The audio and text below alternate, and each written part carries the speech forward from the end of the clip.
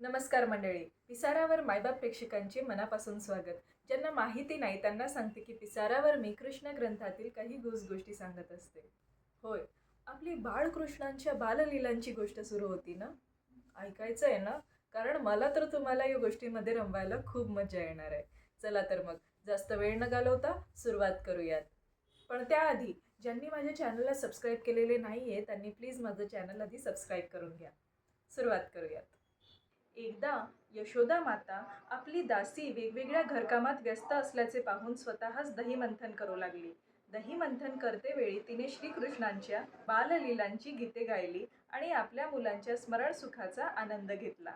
दही घुसळीत असताना तिच्या साडीचा पदर कमरेला घट्ट बांधला होता.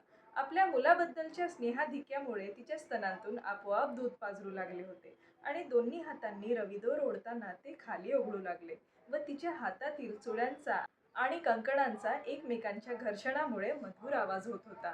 वा, किती सुंदर वर्णन आहे. पुढे ऐका. तिच्या कानांतील कुंडलांचे आणि स्तनांचे संचलन होत होते. श्रमामुळे तिच्या मुखावर स्वेदबिंदू चमकत होते. तिच्या केसांतील मालतीची वेणी स्खलित होऊन तिच्यातील फुले भूमीवर विखुरली होती. अशा सुंदर दृश्यात बाळकृष्ण तेथे उपस्थित झाले. त्यांना भूक लागली होती. आपल्या मातेचे प्रेम वृद्धिंगत करीत त्यांनी तिला दहीमंथनापासून थांबवण्याचा प्रयत्न केला. त्यांना वाटत होते की मातेने प्रथम आपल्याला दूध पाजावे आणि त्यानंतर दहीमंथन करावे. यशोदा मातेने आपल्या मुलाला मांडीवर घेतले आणि त्याच्या मुखात स्तन दिला. श्रीकृष्ण स्तनपान करीत असताना ती त्यांचे सौंदर्य न्याहाळून पाहू लागली आणि तिच्या मुखावर स्मित झळकू लागले. आपल्या मुलाचे अनुपम मुखसौंदर्य पाहून ती अपार सुखाचा अनुभव करू लागली. अचानक चुलीवर तापत ठेवलेले दूध अधिक उकळू लागल्याने चुलीवर उतू जाऊ लागले. यशोदा मातेने बाळकृष्णांना बाजूला ठेवले आणि दूध उतरवून ठेवण्यासाठी घाईघाईने चुलीकडे गेली. मातेने आपल्याला दूध पिताना तशा स्थितीत ठेवले म्हणून श्रीकृष्णांना अतिशय राग आला. क्षुब्ध झाल्यामुळे त्यांचे नेत्र आणि ओठ लाल झाले. त्यांनी दात ओठ चावले आणि एक दगडाचा तुकडा घेऊन लोण्याचा माठ फोडला. त्यांनी तेथून लोणी काढले. डोळ्यात लटकेच अश्रू आणले आणि एका बाजूला जाऊन ते लोणी खाऊ लागले. चुलीवरील दुधाचे भांडे बाजूला ठेवून यशोदा माता दहीमंथनाच्या ठिकाणी आली. तेथे आल्यावर दहीमंथन करते वेळी लोणी काढून ठेवलेला माठ फुटला असल्याचे तिच्या लक्षात आले. तिला आपले बालक कुठेही दिसले नाही आणि म्हणून हे माठ फोडण्याचे कर्तृत्व त्याचेच असावे असा तिने कयास बांधला. तिला हसू आले. तिने विचार केला, बालक तर मोठे हुशार आहे. त्याने माठ फोडला आणि शिक्षा होईल या भीतीने येथून पळ काढला. सगळीकडे शोध केल्यानंतर तिला आपला पुत्र एका उलट्या ठेवलेल्या मोठ्या लाकडी उखडावर बसला असल्याचे आढळून आले. छताला टांगलेल्या शिंक्यावरील माठातून लोणी काढून बाळकृष्ण माकडांना खाऊ घालीत होते आणि आपण खोडकरपणा केला असल्याची जाणीव असल्यामुळे ते मातेच्या भयाने चंचल नेत्रांनी इकडे तिकडे पाहत देखील होते. आपला पुत्र अशा कार्यात व्यस्त असल्याचे पाहून यशोदा माता मागील बाजूने अगदी हळूहळू त्यांच्याकडे जाऊ लागली. मात्र बाळकृष्णांची नजर अचानक आपल्या मातेकडे गेली. ती हातात काठी घेऊन त्यांच्याकडे जात होती. माता आपल्याकडे येत असल्याचे पाहून ते उखडावरून खाली उतरले आणि भयभीत होऊन पळू लागले. यशोदा माता मोठमोठ्या योग्यांना देखील योग समाधीद्वारा दुर्लभ अशा पूर्ण पुरुषोत्तम भगवंतांना पकडण्याचा प्रयत्न करीत सर्वत्र त्यांच्या मागून धावू लागली. दुसऱ्या शब्दात, योग्यांना आणि तार्किकांना कधीही प्राप्त न होणारे पूर्ण पुरुषोत्तम भगवान श्रीकृष्ण यशोदा मातेसारख्या अनन्य भक्ताकरिता एका बालकाची भूमिका करत होते. यशोदा बाळकृष्णांचा पाठलाग करीत होती. मात्र आपली पातळ कंबर आणि मोठे शरीर यामुळे ती त्यांना सहजासहजी पकडू शकली नाही. परंतु तरीही ती होता होईल तितक्या वेगाने त्यांच्या पाठोपाठ जाऊ लागली. तिचे केस सैल झाले. केसातील फुले खाली गळून पडली. ती थकली होती. तरी अखेर आपल्या खोडकर मुलापर्यंत जाऊन पोहोचली आणि त्याला पकडले. अशा प्रकारे जेव्हा बाळकृष्ण मातेच्या हाती सापडले तेव्हा ते अगदी रडण्याच्या बेतात होते. ते काजळाने माखलेले आपले डोळे चोळू लागले. जेव्हा त्यांनी समोर उभे असलेल्या मातेकडे पाहिले तेव्हा त्यांचे डोळे भयाने कावरेबावरे झाले होते. यशोदा मातेला वाटले, कृष्ण उगाचच घाबरून गेला आहे आणि त्याच्या कल्याणार्थ तिला त्याचे भय दूर करावयाचे होते.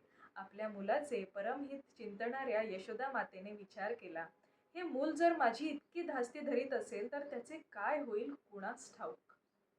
आणि असा विचार करून तिने हातातील काठी टाकून दिली. परंतु त्याला काहीतरी शिक्षा केलीच पाहिजे, म्हणून तिने त्यांचे दोन्ही हात दोराने बांधण्याचे ठरवले. पूर्ण पुरुषोत्तम भगवंतांना बंधनात टाकणे कसे शक्य होते?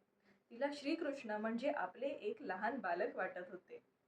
ते मूल सीमारहित असल्याची तिला जाणीव नव्हती. तिच्या मुलाच्या बाबतीत अंतर्बाह्य असा भेदच नव्हता. तसेच त्याला आदी अंतही नव्हता. ते अनंत सर्वव्यापी होते. ते बालक स्वतः सर्व विश्वसृष्टीच होते. काही झाले तरी यशोदा श्रीकृष्णांना आपले लहान मुलच मानित होती. भगवान श्रीकृष्ण इंद्रियातीत असले तरी ती त्यांना उखळाला बांधण्याचा प्रयत्न करू लागली. जेव्हा ती हातातील दोराने त्यांना बांधू लागली तेव्हा तिच्या हातातील दोर 2 बोटे कमी असल्याचे तिला आढळले. तिने घरातील दोर आणले आणि मूळच्या दोराला जोडले, तरीही तिला ते दोर कमीच पडू लागले. मग तिने घरातील सर्वच दोरे आणून जोडले, परंतु अखेर गाठ देताना पुन्हा दोर 2 बोटे कमीच पडले. यशोदा मातेला आता हसू आवरेना. त्याचबरोबर हे असे का होत आहे याचे आश्चर्य देखील तिला वाटत होते. आपल्या मुलाला बांधण्याच्या प्रयत्नात ती श्रमली. तिच्या मुखावर स्वेदबिंदू चमकू लागले. केसातील वेणी खाली पडली. आपल्या मातेला झालेले कठीण परिश्रम श्रीकृष्णांनी पाहिले आणि त्यांना तिची करुणा आली. त्यांनी तिच्याकडून दोराने बांधून घेण्याचे मान्य केले. भगवान श्रीकृष्ण यशोदा मातेच्या घरी बालकाची भूमिका करते वेळी आपल्या निवडक बाललीला संपन्न करीत होते. अर्थातच पूर्ण पुरुषोत्तम भगवंतावर कोणीही प्रभुत्व गाजवू शकत नाही. एक शुद्ध भक्त स्वतःला भगवंतांच्या चरण कमळांशी समर्पित करतो, मग ते त्याचे रक्षण करोत अथवा त्याचा निप्पात करोत. काही झाले तरी भगवत भक्त स्वतःची शरणागतीची स्थिती कधीही विसरत नसतो. त्याप्रमाणेच भगवंत देखील आपल्या आश्रित भक्ताच्या रक्षणात स्वतःला पूर्णपणे समर्पित करण्याचा दिव्य सुख अनुभवितात आणि हे तथ्य श्रीकृष्ण आपल्या मातेला शरण जाण्याच्या प्रसंगावरून प्रमाणित होते. भगवान श्रीकृष्ण आपल्या भक्तांसाठी सर्व प्रकारच्या मुक्तींचे परमप्रदाता आहेत. परंतु यशोदा मातेला प्राप्त असलेल्या वरदानाचा अनुभव भगवान ब्रह्मदेव, भगवान शिव किंवा सौभाग्याची देवी साक्षात लक्ष्मी हिला देखील कधी करता आला नाही. नंद महाराज आणि यशोदा यांचे पुत्र म्हणून सुविख्यात असलेले पूर्ण पुरुषोत्तम भगवान श्रीकृष्ण हे योग्यांना अथवा तार्किकांना कधीही पूर्णपणे जाणता येत नाहीत. परंतु ते त्यांच्या भक्तांना मात्र सहज सुलभ आहेत. तसेच योग्यांना आणि तार्किकांना ते आनंदाचे परम भांडार आहेत याचीही जाणीव होत नाही.